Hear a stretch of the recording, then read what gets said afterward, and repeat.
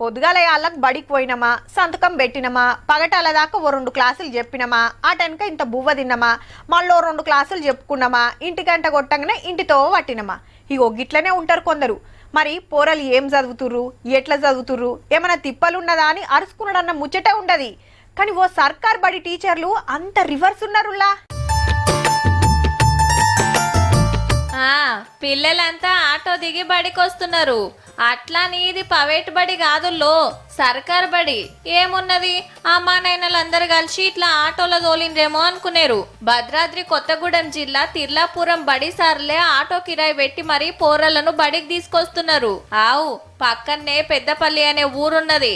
ఆడ అంతా ఛత్తీస్గఢ్ నుంచి బతుకొచ్చిన ఆదివాసీలే. మొన్న బడిబాట కార్యంలో సార్లు పోయే వరకు పోరలంతా చదువు శాస్త్రం లేకున్నారట.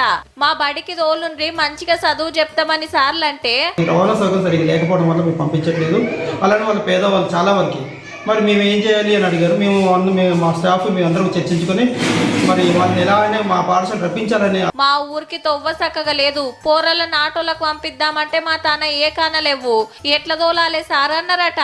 ఎట్లా చేసన్నా పోరలను బడిబాట పట్టియాలని టీచర్లంతా కూర్చొని మాట్లాడుకొని ఓ గొప్ప నిర్ణయం చేసిండ్రు. మేము ప్రయాణ ఖర్చులు కూడా మేమే పెట్టుకుంటాం, ఆటో అరేంజ్ చేస్తామని చెప్పేసి మేము వాళ్ళకి మాట ఇవ్వడం జరిగింది. వాళ్ళు కూడా చాలా చక్కగా రియాక్ట్ అయ్యేసి మేము ఖచ్చితంగా పంపిస్తాం సార్ అని చెప్పేసి రెగ్యులర్ గా పంపిస్తున్నారు. 7 టీచర్లు నపరింత వేసుకొని ఆటో కిరాయిలు కడుతుర్రట.